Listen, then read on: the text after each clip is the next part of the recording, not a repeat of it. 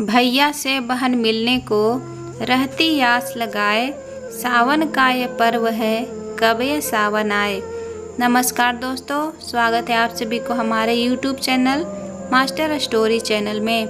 आज की कहानी है ननद के ससुराल से राखी भेजने पर भाभी ने क्या किया। जानकर आप भी दंग रह जाएंगे। अगर कहानी पसंद आए तो वीडियो को लाइक करके चैनल को सब्सक्राइब कर लीजिएगा। राखी का त्यौहार आने वाला था। मानवी ने हर बार की तरह इस बार भी अपने भाई की राखी भेजने की सोची। उसे राखी पर अपने मायके गए हुए 3 साल हो चुके थे। हर बार वह अपने ससुराल से राखी पोस्ट कर देती थी। इस बार भी राखी के त्यौहार पर वह राखी भेजने की सोच रही थी। मानवी ने अपने भाई के लिए बाजार जाकर सबसे सुंदर राखी खरीदी और घर आकर अपने पति जयंत से राखी भेजने के लिए आग्रह किया। फिर राखी को एक लिफाफे में डाला और फिर उस पर एड्रेस लिखकर पोस्ट कर दिया। मानवी ने 2-3 दिन इंतजार करने के बाद अपने घर फ़ोन किया। फ़ोन मानवी की भाभी ललिता ने उठाया। उधर से आवाज़ आई, हेलो हेलो भाभी, मैं मानवी, आप सब कैसे हो। मानवी, हम सब यहाँ ठीक हैं, तुम कैसी हो। हाँ भाभी, मैं भी यहाँ ठीक हूँ। अच्छा, मैं भाई के लिए राखी भेजी थी, पूछना था कि राखी मिली या नहीं। मानवी, यहाँ तो कोई राखी नहीं आई है। अच्छा भाभी, शायद 1-2 दिन में आ जाएगी। जैसे ही राखी आ जाए आप मुझे बता देना ताकि मेरे दिल को तसल्ली मिल जाए। हाँ ठीक है मानवी, अच्छा मैं रखती हूँ। और ललिता ने जल्दबाजी में फ़ोन काट दिया।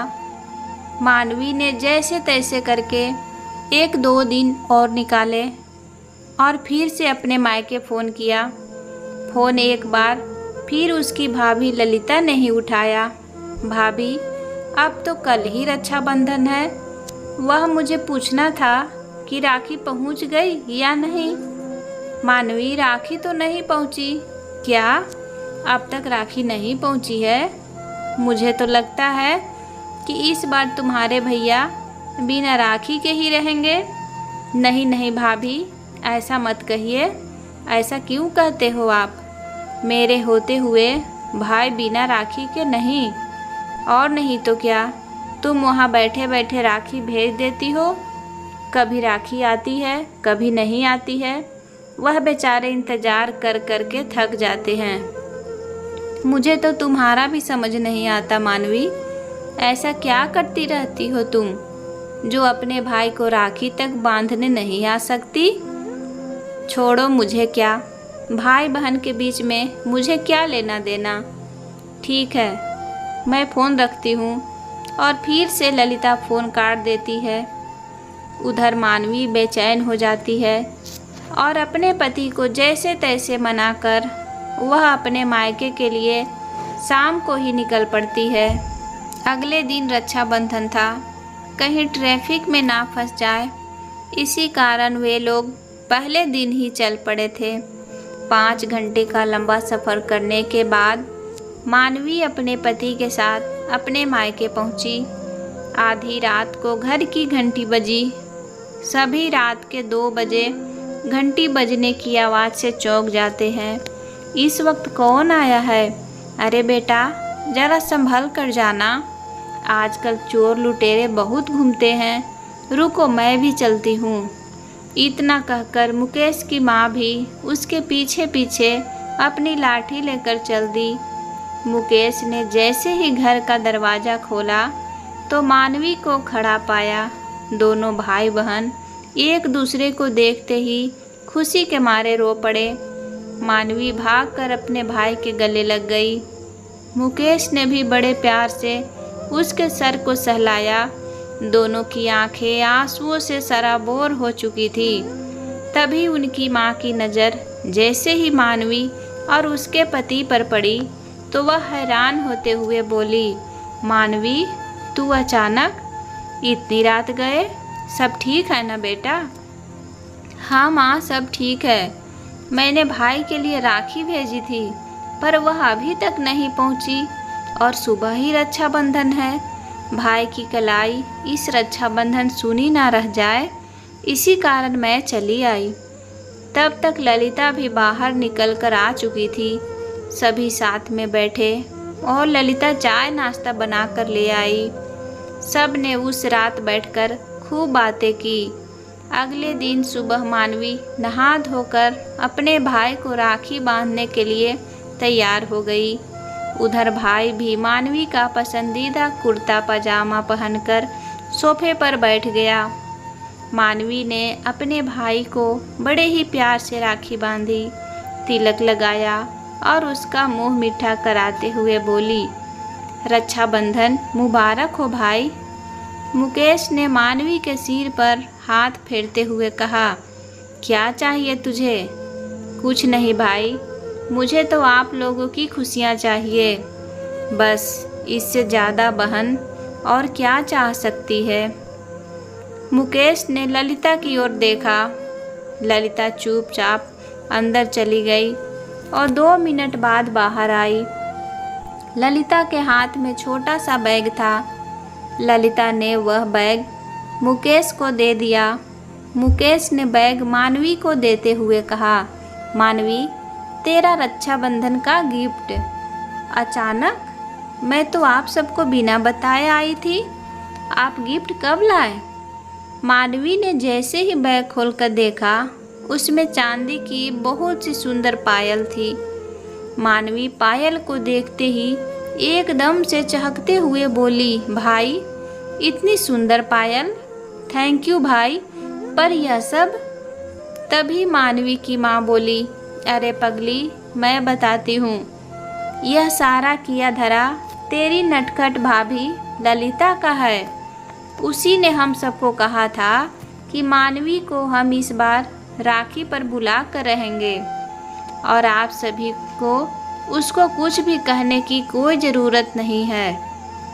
तभी मुकेश बोला, पर ललिता, उसका ससुराल बहुत दूर है, आने जाने में इतना समय लग जाता है और फिर जयंत जी को भी तो छुट्टी नहीं मिलती। आप वह सब मुझ पर छोड़ दीजिए जी। मैं ऐसा चक्कर चलाऊंगी कि मानवी इस बार खुद भागी भागी आ जाएगी। बस आप सब लोग इस सब में मेरा साथ दीजिएगा।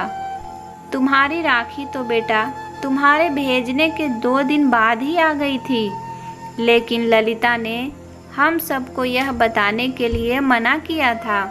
अच्छा, तभी भाभी मुझे इस तरह से बात कर रही थी। ओहो भाभी, आप कितनी स्वीट हो। काश आप जैसी भाभी सबको मिले।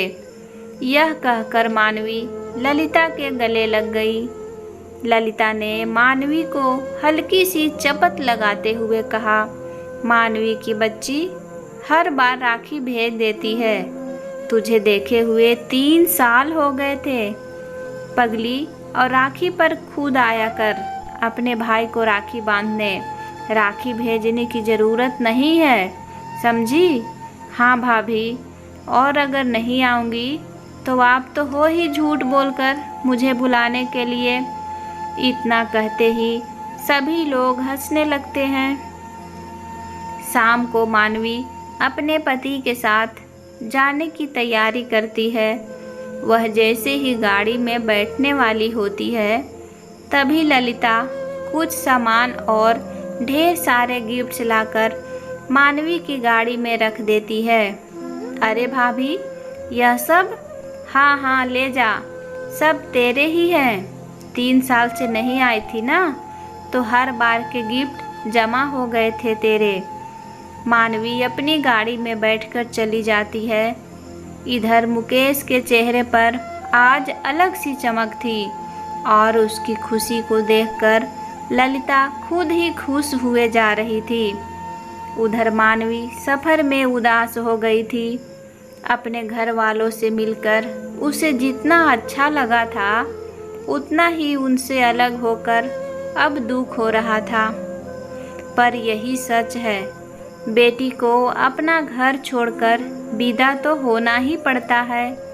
और फिर से मानवी अपने गृहस्थी को संभालने के लिए अपने पति के साथ अपने ससुराल चल पड़ी। अंत में आप सबसे मैं यही कहना चाहूँगी कि अपने रिश्तों को संजो कर रखना सीखिए। हमारी ज़िंदगी बहुत छोटी है और हमारा परिवार हमारी सबसे बड़ी ताकत है। ननद भाभी का रिश्ता भी दो बहनों की तरह हो सकता है अगर हम सब उसे मिलकर निभाया जाए तो दोस्तों ये थी रक्षाबंधन की कहानी। अगर कहानी पसंद आए तो वीडियो को लाइक करके चैनल को सब्सक्राइब कर लीजिएगा और हाँ, बेल आइकन घंटी को दबाना नहीं भूलिएगा। मिलते हैं नए वीडियो में नई कहानी के साथ। Bye bye.